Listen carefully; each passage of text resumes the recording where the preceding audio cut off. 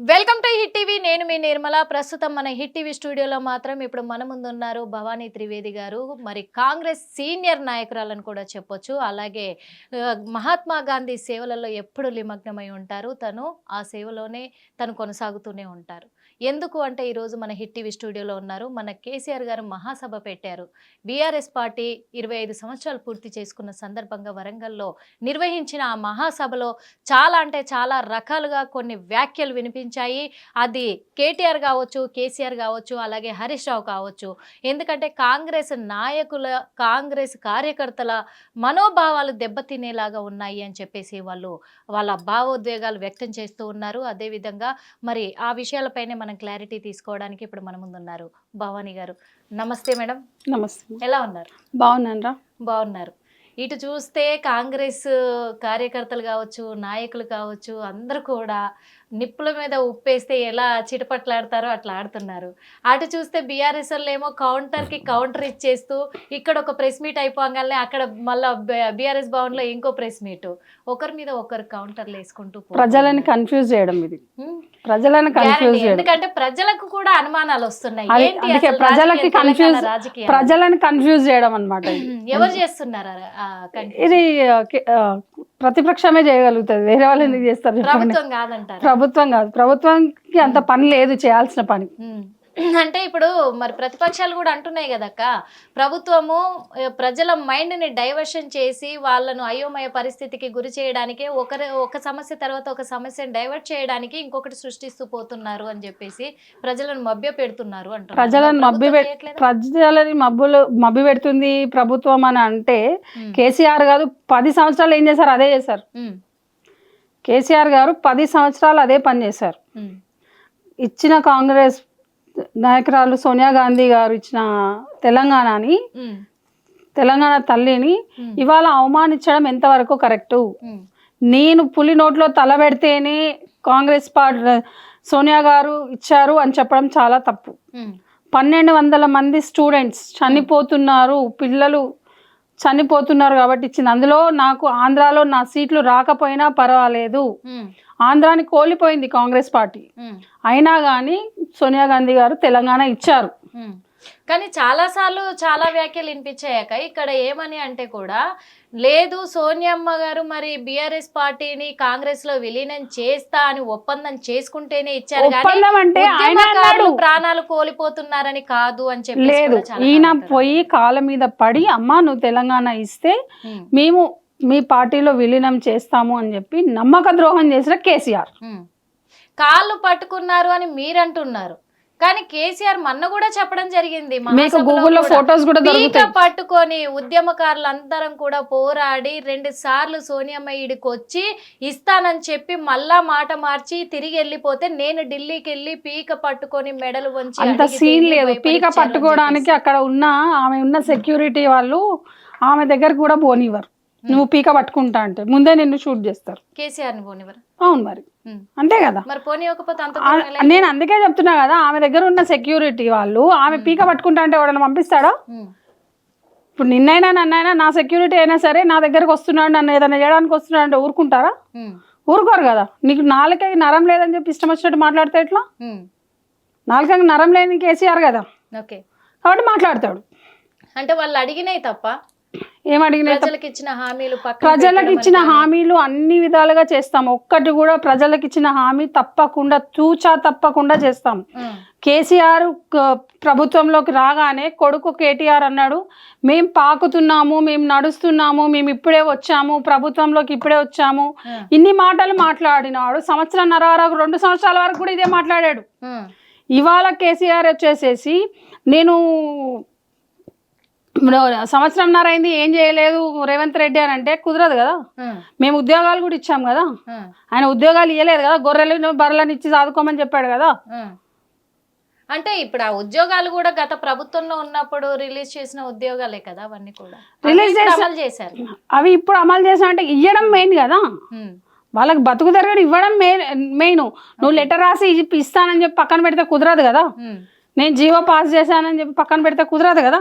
Okay, మరి ఎందుకు ఇప్పుడు మాజీ సీఎం కేసీఆర్ గారు అంటున్నారు, కొన్ని వ్యాఖ్యలు చేశారు, ఆనాడు ఈనాడు ఏ నాటికైనా కానీ తెలంగాణ రాష్ట్రానికి కాంగ్రెస్ ప్రభుత్వమే, కాంగ్రెసే పెద్ద శత్రువు అని చెప్పేసి అంటున్నారు. 140 సంవత్సరాల కాంగ్రెస్ పార్టీని శత్రువు అని అంటే కాంగ్రెస్ పార్టీ కరెంట్ ఇచ్చేది కాదు, నీళ్ళు ఇచ్చేది కాదు, కంప్యూటర్ తెచ్చేది కాదు, ఫోన్ తెచ్చేది కాదు, ఇవన్నీ తెచ్చేది కాదు. ఇవాళ ఓటు హక్కు కూడా పిల్లలు వేస్తున్నారు అంటే 18 సంవత్సరాల పిల్లలకి ఓటు హక్కు వచ్చిందంటే రాజీవ్ గాంధీ గారు ఇచ్చిన హక్కు అది. రాజీవ్ గాంధీ గారు అమలు చేస్తే వచ్చింది, కేసీఆర్ అమలు చేస్తే వచ్చింది కాదు అది.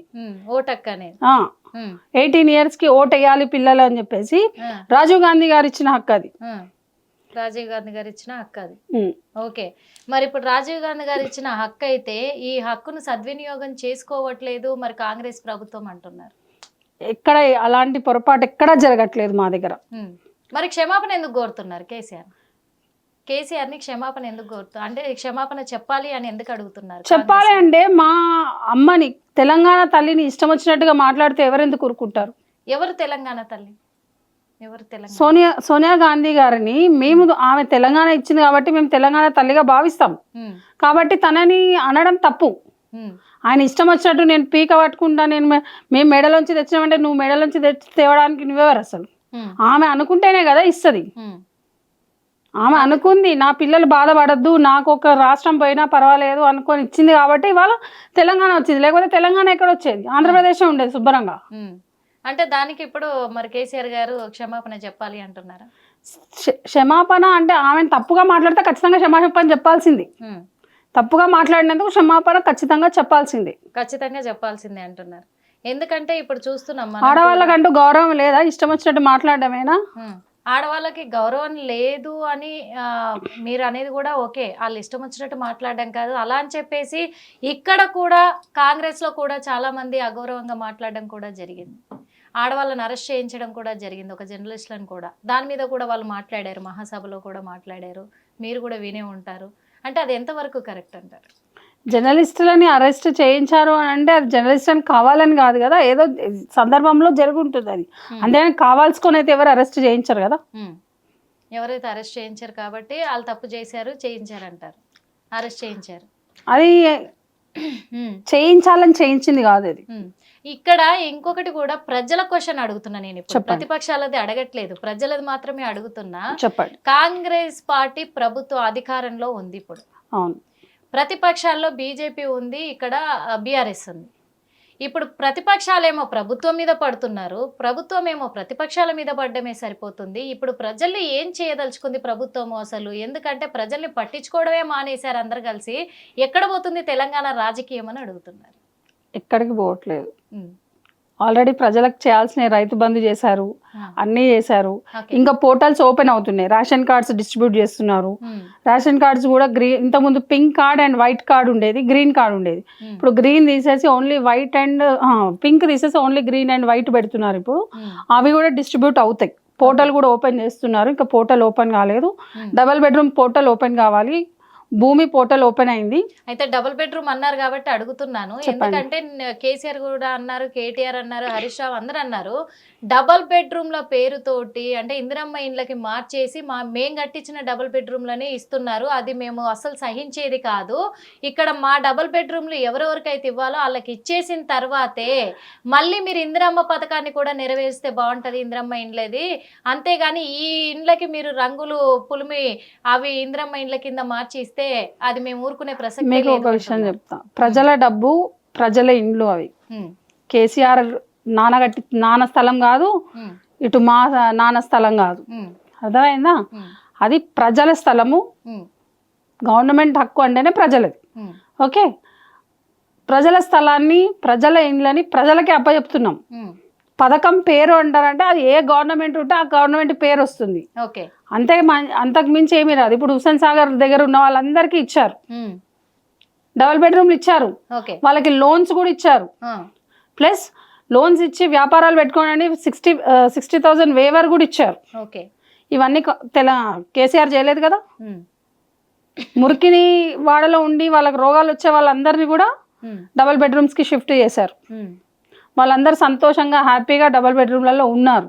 కేసీఆర్ గారు అంటే ఇప్పుడు వాళ్ళు అడిగే ప్రశ్న నేను అడుగుతున్నాను. మరి కేసీఆర్ గారు రైతు బీమా ఇచ్చారు, రైతు బంధు ఇచ్చారు, డబుల్ బెడ్రూమ్ ఇండ్లు ఉన్న వాళ్ళకి ఇచ్చారు, లేని వాళ్ళకి ఎక్కడ ఇచ్చాడు ఆయన? నేను చెప్తున్నా 60 ఎకరాలు 70 ఎకరాలు 100 ఎకరాలు ఉన్న వాళ్ళకి ఆయన రైతు బంద్ వేశాడు, కానీ పేద ప్రజలకి కౌలు రైతులకి ఎక్కడ వేశాడు? ఇప్పుడు మరి రేవంత్ రెడ్డి గారు ఎవరికి వేశారు? కౌలు రైతులకు వేస్తున్నారు. ఒక 2, 3, 5 ఎకరాల వరకు ఉన్న వాళ్ళకి వేస్తున్నారు. 5 ఎకరాల మించి ఎవరికి వేయట్లేదు. 5 ఎకరాల పైన వేయట్లేదు. వాళ్ళకు కూడా వేసారు. ఉన్న వాళ్ళకే మేము రుజువులతో సహా బయట పెడతామంట. పెట్టమని చెప్పండి. నేను చెప్తున్నా కదా, పెట్టమని చెప్పండి. అదే అడుగుతున్నారు మరి. ఎందుకంటే అప్పుడైతే మరి ఇలాగే కేసీఆర్ కిట్టు అని, అలాగే మరి కళ్యాణ్ లక్ష్మి ఎక్కడ పోయింది అని అడుగుతున్నారు. ప్రతి ఒక్క పోర్టల్ ఓపెన్ అవుతుంది, ప్రతి దానికి ఒక సిస్టమ్ ఉంటుంది నాన్న అందరికి. ఎందుకంటే ఇప్పుడు ఆన్లైన్ సిస్టమ్, ఎందుకంటే ఏది కూడా ఆఫ్లైన్ లేదు, మేము ఆఫ్లైన్ చేయట్లేదు. ప్రతి ఒక్కటి ఆన్లైన్ సిస్టమ్ చేస్తున్నాము, ప్రతి ఒక్కటి మీ సేవకు అప్పచెప్తున్నాము, ప్రతి ఒక్కటి ఆన్లైన్ సిస్టంలోనే నడుస్తుంది. ప్రతి ఒక్క యాప్ ఖచ్చితంగా ఉంటుంది. ఎవరు ఎక్కడ ఏం చేసుకోవాలన్నా వాళ్ళకి వెసులుబాటుగా, ఎవరికి ప్రజలకు ఇబ్బంది కాకుండా ప్రతి ఒక్క పోర్టల్ తయారవుతుంది. కాబట్టి సమయం పడుతుంది. సమయం ఇవాళ మనం అనుకున్నది ఇవ్వాలే కావాలంటే కాదు, దానికి టైం పడుతుంది. ఒక 3 నెలలు కావచ్చు, 6 నెలలు కావచ్చు, ఖచ్చితంగా అవుతుంది. ఇప్పుడు బీఆర్ఎస్ నాయకులే కొంతమంది అంటున్నారు, ఎందుకంటే కేసీఆర్ని ఇష్టం వచ్చినట్టు మాట్లాడుతూ ఉన్నారు. కుక్కలు ఎప్పటికి కూడా ఏనుగులు అవ్వవు, అది గుర్తు పెట్టుకోవాలి. పర్వతం లాంటి కేసీఆర్ గారిని ఎందుకు ఇలాంటి మాటలు మాట్లాడుతున్నారు? కాంగ్రెస్ పార్టీ ఏనుగు, వాళ్ళే కుక్కలు. యాక్చువల్గా లెక్కగా అయితే కాంగ్రెస్ పార్టీ నడుస్తుంటే వాళ్ళు మొరుగుతున్నారు కాబట్టి కాంగ్రెస్ పార్టీ ఏనుగు, వాళ్ళే కుక్కలు. ఏనుగు పోతే కుక్కలు మొరుగుతాయి. సామెత కూడా చెప్పడానికి రానికి బీఆర్ఎస్ పార్టీకి ఇంకేం చెప్తాం మరి? అట్లా అంటారా? అంతే కదా మరి. ఎందుకంటే 140 సంవత్సరాల కాంగ్రెస్ పార్టీకి 25 సంవత్సరాల బీఆర్ఎస్ పార్టీకి తేడా లేదా? ఉంది కదా. అంటే ఇప్పుడు ఆ మహాసభను దృష్టిలో పెట్టుకొని కాంగ్రెస్ వాళ్ళు భయపడిపోయి వాళ్ళకు మైండ్ బ్లాక్ అయిపోయి ఇలా మాట్లాడుతున్నారు. విషయం చెప్తాం, కాంగ్రెస్ పార్టీ భయపడేది అయితే తెలంగాణ ఇచ్చేది కాదు, ఆంధ్రప్రదేశ్ ని పోడగొట్టుకునేది కాదు, మా రాహుల్ గాంధీ గారు పాదయాత్ర చేసేవాళ్ళు కాదు. ఇప్పుడు ఆంధ్రాని కూడా తెలంగాణలో అన్ని సంవత్సరాలు కూడా గతంలో బలవంతంగా కూడా ఆంధ్రాని తెలంగాణలో కలిపింది కూడా, కలిసి ఉండేలాగా చేసింది కూడా కాంగ్రెసే అని కూడా చెప్పడం. ఒక విషయం చెప్తాము, అది రామకృష్ణ కమిటీ వాళ్ళు వేశారు. ఎందుకంటే ఒకరిని, ఇప్పుడు నీకు విషయం చెప్తారా, మన ఇంట్లో నుంచి ఒక అమ్మాయిని బయటికి పంపిస్తున్నాము, అబ్బాయిని బయటికి పంపిస్తాం అంటే వాడిని సపరేట్ పెట్టాలంటే వాడికి సకల అవసరాలు మనం తీర్చాలి. కాబట్టి ఒక స్టేట్ ని మనం పక్కన పెడుతున్నాము అని అన్నప్పుడు వాళ్ళకు కూడా కనీసం సపోర్ట్ మనం ఇచ్చి చేయాలి. ఇది ఒక స్టేట్ కాబట్టి ఒక 10 సంవత్సరాలు టైం ఇచ్చారు. 10 సంవత్సరాలలో వాళ్ళు ఏమైనా డెవలప్ చేసుకుంటారు, వాళ్ళకి అన్ని సమకూర్చుకుంటారు అని చెప్పి ఇచ్చారు. అది కమిటీ నిర్ణయించింది. శ్రీకృష్ణ కమిటీ వాళ్ళు నిర్ణయించింది, కానీ కాంగ్రెస్ పార్టీ ఇచ్చింది కదా, దానికి ఒక కమిటీ వేశారు కదా. కమిటీ వేయకుండా అయితే పని చేయలేదు కదా. ఓకే, అవన్నీ పక్కన పెడితే ఇంకొక విషయం ఏంటంటే కూడా మరి కేసీఆర్ ఏం చేయలేదు అని చాలా చాలా ప్రెస్ మీట్లలో సీఎం రేవంత్ రెడ్డి గారే మాట్లాడడం జరిగింది. అంటే ఇప్పుడు బీఆర్ఎస్ నాయకులు ఏమంటున్నారనంటే కూడా మరి కేసీఆర్ ఏం చెయ్యలేదని సీఎం రేంజ్లో ఉన్న రేవంత్ రెడ్డి గారు అంటున్నారు కదా. ఈ రోజుతో పోల్చుకుంటే కూడా కమాండ్ కంట్రోల్ సెంటర్కి అందాల పోటీలు నిర్వహించే ఆ తరుణంలో అక్కడ పర్యవేక్షణకి వెళ్ళాడు కదా. ఆ కమాండ్ కంట్రోల్ సెంటరు కేసీఆర్ కట్టించింది కాదా? అలాగే అసెంబ్లీ కేసీఆర్ కట్టించింది కాదా?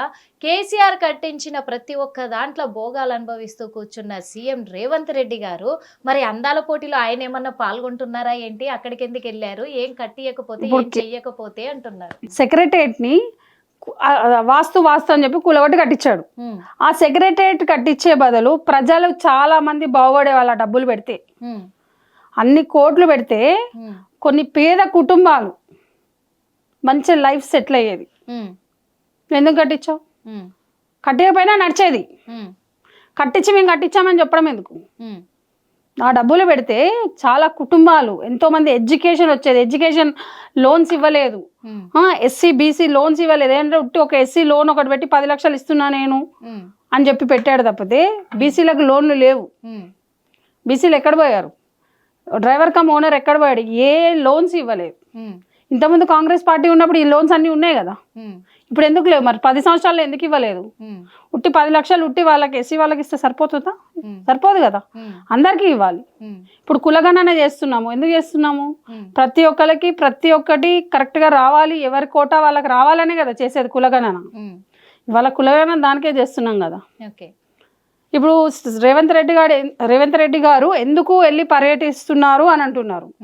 రేవంత్ రెడ్డి గారు ఉన్న ఉగ్రవాదుల దాడి నుంచి ఎవరు వచ్చినా ఎక్కడి నుంచి వచ్చినా సురక్షంగా ఉండాలి, సుభిక్షంగా ఉండాలి అని చెప్పేసి రేవంత్ రెడ్డి గారు చూడడం జరుగుతుంది. ఎందుకంటే అక్కడ ఏ ఇబ్బందులు రావద్దని చెప్పి ఆయన ఖచ్చితంగా వెళ్ళి చూస్తున్నారు. మీరేమో పర్యటిస్తున్నారు, మీరేమో ఫామ్ హౌస్లలో పడుకోవడము, ఫామ్ హౌస్లలో కూర్చోవడము. ఏ రోజు కూడా 10 సంవత్సరాలలో మీరు బయటకు వచ్చింది లేదు, జనాల గురించి ఆలోచించింది లేదు. ఇప్పుడు రేవంత్ రెడ్డి గారు ఆలోచిస్తున్నారు కాబట్టి ఇట్లా ఉంది.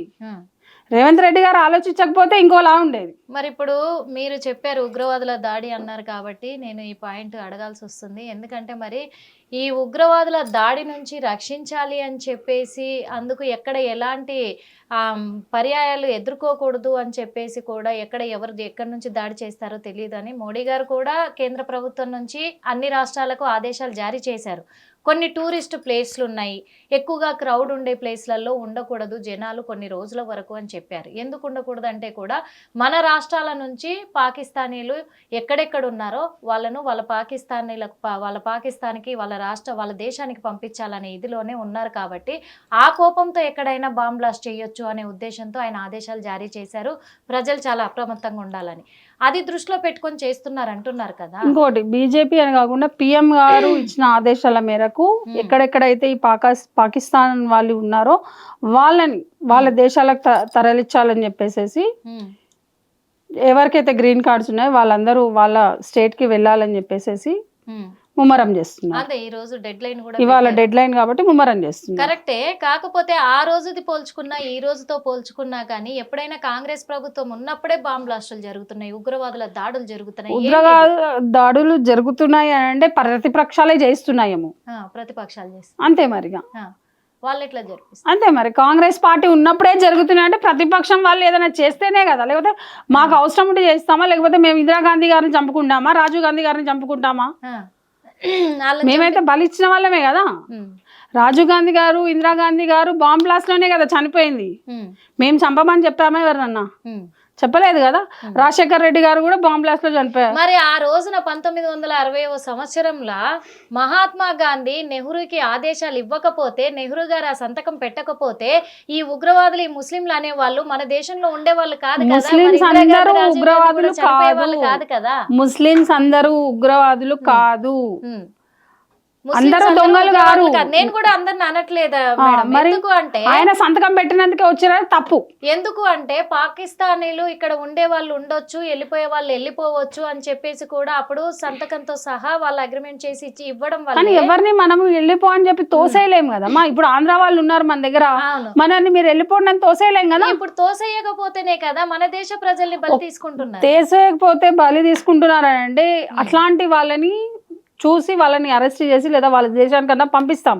అంతేగాని ఇక్కడ ఉన్న వాళ్ళని బలివిటికి తోసేసాము అన్న పేరైతే తెచ్చుకోరు కదా ఎవరైనా కూడా. ఇప్పుడు ఇన్ని సంవత్సరాల తర్వాత అయినా బల్మీకి నెట్టేయాల్సిన పరిస్థితి ఏర్పడ్డది కదా. ఏర్పడ్డదంటే అది అప్పుడు ఎలా ఉందో ప్రభావం తెలియదు కదా. అప్పుడు మనం కూడా పుట్టలేదు కానీ ఆ రోజు నుంచి ఈ రోజు వరకు చరిత్ర చూసుకుంటే మన దేశం వాళ్ళే ఎక్కువగా చనిపోయిన వాళ్ళు ఉన్నారు. కానీ ముస్లింలు అందరూ తీవ్రవాదులు కారు.